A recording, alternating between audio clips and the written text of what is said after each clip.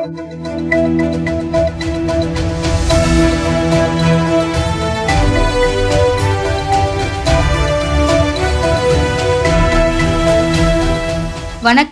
சக்தி விரைவு செய்திகள்.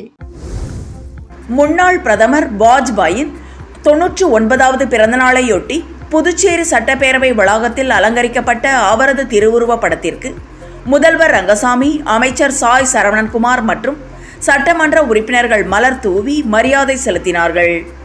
புதுச்சேரி அரசு சார்பில் முன்னாள் பிரதமர் வாஜ்பாயின் 99வது பிறந்தநாள் விழா கொண்டாடப்பட்டது.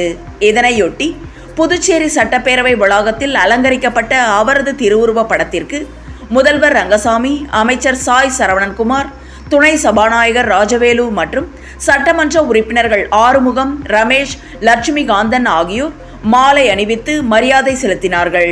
அதனைத் தொடர்ந்து சட்டப்பேரவை அதிகாரிகள், ஊழியர்கள் மரியாதை செலுத்தினார்கள். புதுச்சேரி மாநிலத்தில் கிறிஸ்துமஸ் பண்டிகை வழக்கமான உற்சாகத்துடன் கொண்டாடப்பட்டு வருகிறது. ஆண்டுதோறும் டிசம்பர் மாதம் 25ஆம் தேதி இயேசு பிறப்பு பெருவிழா கிறிஸ்துமஸ் பண்டிகையாக உலகம் முழுவதும் கொண்டாடப்படுகிறது. அந்த வகையில் புதுச்சேரியில் கிறிஸ்துமஸ் விழா வழக்கமான உற்சாகத்துடன் கொண்டாடப்பட்டு வருகிறது. அதன்படி புதுச்சேரியில் உள்ள அனைத்து தேவாலயங்களிலும் நேற்று நள்ளிரவு மற்றும் இன்று காலை சிறப்பு திருப்பலி மற்றும் பிரார்த்தனைகள் நடைபெற்றன. புதுச்சேரி மிஷன் வீதியில் உள்ள 100 ஆண்டு பழமை வாய்ந்த ஜென்மராகினி மாதா தேவாலயத்தில் புதுவை கடலூர் மறைமாவட்ட பேராயர் பிரான்சிஸ் கலிஸ்ட் தலைமையில் கிறிஸ்துமஸ் திருப்பலி நடந்தது. அதைத் தொடர்ந்து குழந்தை இயேசுவின் சொரூபம் ஊர்வலமாக கொண்டுவரப்பட்டு குடிலில் வைக்கப்பட்டு சிறப்பு பிரார்த்தனைகள் நடைபெற்றது. இதில் கிறிஸ்துவர்கள், சுற்றுலா பயணிகள் என 1000க்கும் மேற்பட்டோர் கலந்து கொண்டு பிரார்த்தனையில் ஈடுபட்டனர். இதேபோல் 100 ஆண்டுகள் பழமை வாய்ந்த கப்ஸ் தேவாலயம், ரயில் நிலையம் எதிரே உள்ள இருதய ஆண்டவர் பேராலயம், நெல்லித்தோப்பு புனித பின்னேற்பு அன்னை ஆலயம், வில்லியனூர் மாதா ஆலயம், அரியாங்குப்பம் மாதா ஆலயம் உள்ளிட்ட பல்வேறு தேவாலயங்களிலும் நள்ளிரவு சிறப்பு பிரார்த்தனைகள் நடைபெற்றன. இவைகளில் ஏராளமான கிறிஸ்தவர்கள் கலந்து கொண்டு பிரார்த்தனையில் ஈடுபட்டனர். கிறிஸ்தவர்கள் ஒருவருக்கொருவர் கைகளை குலுக்கி கிறிஸ்துமஸ் வாழ்த்துக்களை பரிமாறிக்கொண்டனர். புதுச்சேரியில் தனியார் பள்ளிகளில் படிக்கும் ஆதி திராவிடர் பழங்குடி +1 +2 மாணவர்களுக்கு பராமரிப்பு செலவாக தலா 1000 ரூபாய் வீதம் 10 மாதங்களுக்கு 10,000 ரூபாய் கிடைக்கின்றது. அதே வேளையில் அரசு பள்ளி மாணவர்களுக்கு எந்த பராமரிப்பு செலவும் வழங்கப்படுவதில்லை. இது தொடர்பாக முதல்வர் ரங்கசாமியின் கவனத்திற்கு கொண்டு செல்லப்பட்டதை தொடர்ந்து அரசு பள்ளி மாணவர்களுக்கு பராமரிப்பு செலவாக 1000 ரூபாய் வழங்க உத்தரவிட்டுள்ளார். இந்த ஆண்டே இந்த உத்தரவு அமலுக்கு வர உள்ளது. இதனை அடுத்து அனைத்து மேல்நிலை பள்ளிகளிலும் +1 +2 படிக்கும் ஆதி திராவிடர் பழங்குடியினர் மாணவர்கள் பற்றிய விவரங்களை ஜனவரி 10ஆம் தேதிக்குள் அனுப்பி வைக்க வேண்டும் என பள்ளி கல்வித்துறை இயக்குனர் பிரியதர்ஷினி உத்தரவிட்டு அனைத்து பள்ளிகளுக்கும் சுற்றறிக்கை அனுப்பியுள்ளார். ஆன்லைனில் முதலீடு செய்தால் அதிக லாபம் தருகிறோம் என்பதை நம்பி தனியார் மருத்துவக் கல்லூரி மேலாளர் நந்தகுமாரிடம் 34,85,000 ரூபாய் பணத்தை மோசடி செய்த நபர் குறித்து சைபர் கிரைம் போலீசார் விசாரணை மேற்கொண்டு வருகின்றனர். புதுச்சேரியில் உள்ள பிரபல தனியார் மருத்துவக் கல்லூரியில் நந்தகுமார் என்பவர் மேலாளராக பணிபுரிந்து வருகிறார். கடந்த 4 நாட்களுக்கு முன்பு நந்தகுமாரை வாட்ஸ்அப்பில் தொடர்பு கொண்ட மர்ம நபர் இணைய வழியில் முதலீடு செய்யும் பணத்துக்கு 20% தினமும் லாபம் கிடைக்கும் என கூறியதை நம்பி பல்வேறு தவணைகளாக ரூபாய் 35 லட்சம் பணத்தை செலுத்தி ஏமாந்துள்ளார். இது குறித்து நந்தகுமார் அளித்துள்ள புகாரை ஏற்று சைபர் கிரைம் போலீசார் வழக்கு பதிவு செய்து விசாரணை மேற்கொண்டு வருகின்றனர். மேலும் புதுச்சேரியில் இந்த வருடத்தில் மட்டும் 3100க்கும் மேற்பட்டோர் சுமார் ரூபாய் 32 கோடி அளவில் இணைய வழி மோசடியில் சிக்கி பணத்தை இழந்துள்ளனர் என்றும், ஆன்லைனில் வருகின்ற எதையுமே நம்பி முதலீடு செய்வதோ, குறைந்த விலையில் பொருட்கள் வருகிறது என்று ஆர்டர் செய்து வாங்க வேண்டாம் என சைபர் கிரைம் போலீசார் எச்சரிக்கை விடுத்துள்ளனர். புதுச்சேரி லாஸ்பேட்டை தொகுதி பாஜக சார்பில் முன்னாள் பிரதமர் வாஜ்பாயின் 99வது பிறந்தநாள் விழா இன்று உழவர் சந்தை அருகே கொண்டாடப்பட்டது.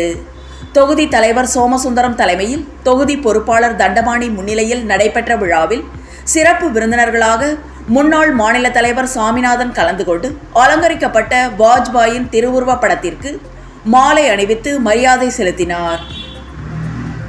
இந்த நிகழ்ச்சியில் தொகுதி பொதுச் செயலாளர் ஆச்சி ஆறுமுகம், ஆசீர்வாத் ரமேஷ், சீனிவாச பெருமாள், வெங்கடேசன், நமச்சிவாயம் மற்றும் மகளிர் அணி நிர்வாகிகள் உட்பட பலர் கலந்து கொண்டனர். புதுச்சேரி லாஸ்பேட்டை தொகுதி பாஜக சார்பில் 2024ஆம் ஆண்டுக்கான கேலண்டரை தொகுதி முழுவதும் வழங்கும் பணியின் துவக்க விழா பெத்திச்செட்டிப்பேட் சிவசுப்பிரமணியர் ஆலயத்தில் நடைபெற்றது. தொகுதி பொதுச் செயலாளர் ஆறுமுகம் தலைமையில் நடைபெற்ற விழாவில் சிறப்பு விருந்தினராக முன்னாள் மாநில தலைவர் சாமிநாதன் கலந்து கொண்டு கேலண்டரை வெளியிட்டார். மேலும் வீடு வீடாக சென்று கேலண்டர் வழங்கும் பணியினை தொடங்கி வைத்தார்.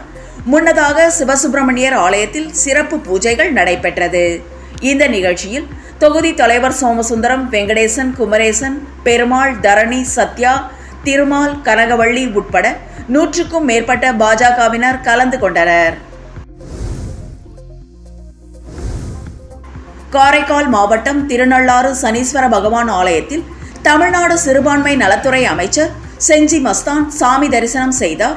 தரிசனத்திற்கு பின்னர் செய்தியாளர்களை சந்தித்த அமைச்சர் செஞ்சி மஸ்தான் வைகுண்ட ஏகாதசி, கிறிஸ்துமஸ், நாகு சந்தனக்கூடு ஆகிய 3 மத நிகழ்ச்சிகளிலும் கலந்து கொள்வதற்காக வந்திருந்ததாகவும் 3 நிகழ்ச்சிகளிலும் கலந்து கொண்டு ஊர் திரும்பும் வழியில் திருநள்ளாறு சனீஸ்வர பகவானை தரிசனம் செய்ய வந்ததாகவும் அவர் தெரிவித்தார்.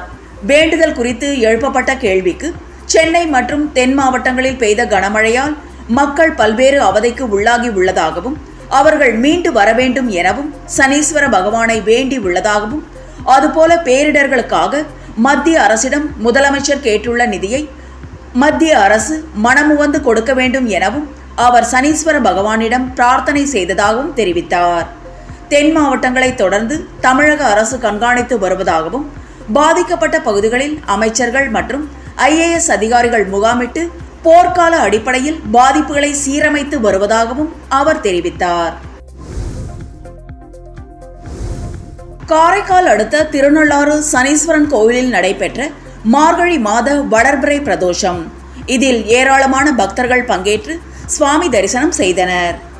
காரைக்கால் அடுத்துள்ள திருநள்ளாற்றில் அமைந்துள்ள உலக புகழ்பெற்ற ஸ்ரீ சனி பகவான் ஆலயத்தில் மார்கழி மாத வளர்பிறை பிரதோஷ பூஜையை முன்னிட்டு நந்தி சிறப்பு அபிஷேகமும் மகா தீபாராதனை நடைபெற்றது.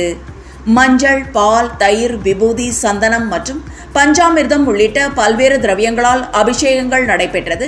தொடர்ந்து மகா தீபாராதனையும் நடைபெற்றது. இதில் தருமபுர ஆதீன கட்டளை விசாரணை ஸ்ரீலஸ்ரீ கந்தசாமி தம்பிரான் சுவாமிகள் உள்ளிட்ட ஏராளமான பக்தர்கள் பங்கேற்று சுவாமி தரிசனம் செய்தனர். காரைக்கால் மாவட்டத்தில் உள்ள தேவாலயங்களில் நடைபெற்ற கிறிஸ்துமஸ் நிகழ்ச்சியில் ஏராளமான கிறிஸ்துவ மக்கள் பங்கேற்று பிரார்த்தனை செய்தனர். காரைக்கால் மாவட்டத்தில் புகழ்பெற்ற புனித தேற்றிரவு அன்னை ஆலயம் பிரெஞ்சுக்காரர்கள் ஆட்சி காலத்தில் 1759ஆம் ஆண்டு கட்டப்பட்ட பழமை வாய்ந்த ஆலயமாகும். ஆங்கிலேயர்கள் படையெடுப்பின் காரணமாக சேதமடைந்து 2ஆம் முறையாக ஆலயம் புதுப்பிக்கப்பட்டு பிரெஞ்சுக்காரர்கள் கட்டுப்பாட்டில் இருந்தது குறிப்பிடத்தக்கது. 133 அடி உயர மணிக்கூண்டு கோபுரம் உள்ள ஆலயம் என்பதும் மற்றொரு சிறப்பு. இவ்வாறு பழமை வாய்ந்த தேவாலயம் உள்ளிட்ட மாவட்டத்தின் பல்வேறு தேவாலயங்களில் கிறிஸ்துமஸ் நிகழ்ச்சி வெகு சிறப்பாக நடைபெற்றது. இதில் ஏராளமான கிறிஸ்தவ மக்கள் கலந்து கொண்டு பிரார்த்தனை செய்தனர். இரவு 12 மணிக்கு சிறப்பு திருப்பலியுடன் இயேசு பிறக்கும் நிகழ்ச்சி நடைபெற்றது. இதேபோல் காரைக்கால் மாவட்டத்தின் முக்கிய தேவாலயங்களில் ஒன்றான கோட்டுச்சேரி தூய சகாய அன்னை பேராலயத்திலும் கிறிஸ்துமஸ் சிறப்பு திருப்பலியுடன் இயேசு கிறிஸ்து பிறக்கும் நிகழ்வு வெகு சிறப்பாக நடைபெற்றது. கோட்டுச்சேரி பங்கு மக்கள் உள்ளிட்ட ஏராளமான கிறிஸ்தவர்கள் கலந்து கொண்டு பிரார்த்தனை செய்தனர். கடலூர் மாவட்டம் சிதம்பரம் நடராஜர் கோவிலில் ஆருத்ரா தரிசனத்தை முன்னிட்டு 4 நாட்களுக்கு பக்தர்கள் கனகசபை மீது ஏறி தரிசனம் செய்ய அனுமதிக்க முடியாது என்று தீட்சிதர்கள் அறிவித்துள்ளது மீண்டும் சர்ச்சையை ஏற்படுத்தியுள்ளது. கடந்த சில நாட்களாக பாலஸ்தீனம் மீதான தனது தாக்குதலை இஸ்ரேல் நிறுத்தி வைத்திருந்த நிலையில் தற்போது இந்த தாக்குதல் மீண்டும் தொடங்கியுள்ளது. நேற்று நடத்தப்பட்ட வான்வழி தாக்குதலில் சுமார் 70 பேர் வரை கொல்லப்பட்டுள்ளனர்.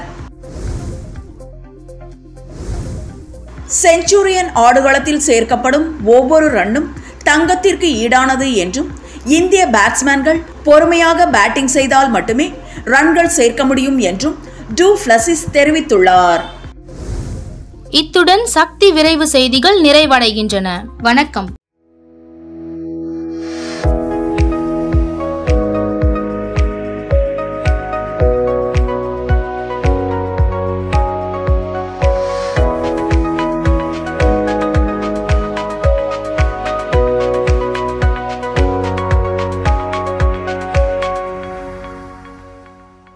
உங்கள் சக்தி செய்திகளை உடனுக்குடன் தெரிந்து கொள்ள சக்தி சேனல் புதுச்சேரி யூடியூப் சேனலை சப்ஸ்கிரைப் செய்து கொள்ளுங்கள். மறக்காமல் பெல் பட்டனையும் கிளிக் பண்ணுங்க.